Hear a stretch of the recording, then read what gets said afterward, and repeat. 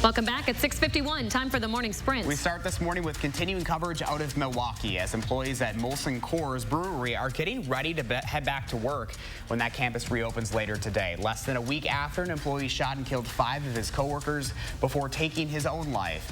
The Journal Sentinel reports there will be added security measures like bag checks and more security officers. Molson Coors is offering probably maybe go to Miller and pass them out. That right there is Allison Kruger. She's a 6-year-old who wants to make a card for every single one of the 1,000 Molson Coors employees. So far, Allison and other volunteers have made hundreds of cards, but they still have a ways to go. If you'd like to help, you can make a card yourself or donate to their GoFundMe. We have all of that information up right now on channel3000.com. Madison could be sharing up to 100 officers to help out with security at the upcoming Democratic National Convention in Milwaukee. The State Journal reports that the officers would go to Milwaukee and work the 10-day convention with a reimbursement at an estimated $1 million. Mayor Satya Rhodes Conway and city council members are sponsoring a resolution that would allow an intergovernmental agreement with Milwaukee to make this possible. To South Bend rather than to Texas. I'm going to be making an announcement. Super Tuesday is getting a shakeup right before millions of people head to the polls tomorrow already. Pete Buttigieg and Tom Steyer are ending their campaigns after Saturday's South Carolina primary. Both say they will support the eventual Democratic presidential nominee. New data shows that Buttigieg's decision to leave the race could be harmful to Bernie Sanders' campaign. Relatively few of the former Indiana mayor supporters are also considering Bernie and instead could move on and support other candidates. The Economist finds that of his voters, 40% are also considering Joe Biden and another 38% are considering Elizabeth Warren with a roughly 10% margin of error. But no, this deal doesn't depend upon trusting anyone. An agreement between the U.S. and the Taliban could bring all U.S. troops home from Afghanistan, but there aren't many details about when or how that would happen. President Trump says he will meet with leaders from the militant group, quote, in the not-too-distant future. But Secretary of State Mike Pompeo told CBS News he doesn't know when or where that meeting would take place. The deal is already facing some obstacles. NPR reports Afghanistan's president is publicly rejecting the timeline for a prisoner swap with the Taliban, which is part of the agreement with the U.S. 5,000 Taliban prisoners would be released from the Afghan government in exchange for up to 1,000 Afghan security forces being held prisoner by the Taliban. The peace deal proposes a March 10th deadline for the prisoner exchange. Breaking overnight, the BBC reports North Korea fired 2 possible missiles into the Sea of Japan. This marks the country's first apparent weapons test of the year. It comes days after South Korea and the U.S. announced they would postpone annual joint drills over concerns for the coronavirus. North Korea does have a history of stepping up its missile testing in the spring.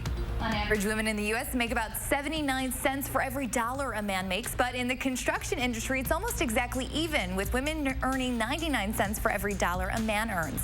Now, the city of Madison is celebrating Women in Construction Week this week, highlighting the contributions of women in the engineering department. That department is almost a quarter women. Josh?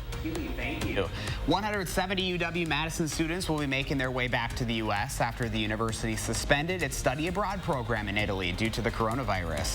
The UW says the students will have the opportunity to complete their classes through a distance learning option. This comes about a week after the university suspended some of its other study abroad programs in South Korea and China. The Texas Tribune reports a patient with a, quote, weekly positive test for coronavirus is now back in quarantine after being released for a time in San Antonio. The city's Metro Health is now tracking where that person went, who they interacted with, and who could have been exposed during that time. That information will be shared with the public. The Supreme Court is set to hear its first big abortion case during President Trump's term this week. The court will hear arguments on Wednesday over a Louisiana law that requires abortion providers to have admitting privileges at a nearby hospital. We're still learning how the court rules will give the clearest indication on how the new conservative majority will treat reproductive rights. Improved technology is making our cars last longer than ever before, and now there's a new list of which ones will go the distance for area drivers. The latest study by iSeeCars.com looked into more than 13.6 million cars to see which are most likely to reach the 200,000-mile mark. In Madison, the Toyota Prius came in on top, followed by the GMC Yukon. It is an enrollment day for kindergartner and 4K kids in the Madison School District. You can enroll your kids from 6 until 2 today, or 2 until 6 today, rather, at all schools district-wide. The exception is Randall and Marquette. For those, you'll need to enroll at the partner schools of Franklin and Lapham. You can save some time by starting the process online at mmsd.org/enroll. And here's a look at your first warned weather forecast for today. We have temperatures that will climb from near 30 this morning back into the low 40s this afternoon. Some sunshine, especially through the afternoon hours. Coming up tomorrow, there is a chance that as we all head to work and school in the morning, there may be a few snowflakes flying across southern Wisconsin. Little to no snow accumulation is expected, and they should wind down pretty quickly, especially after the lunch hour. Our forecast generally looking pretty quiet as we go through the rest of the week. We have highs in the 40s. Forecast we like to see. Thanks, Hads. Have a great Monday, folks. We'll see you back here tomorrow.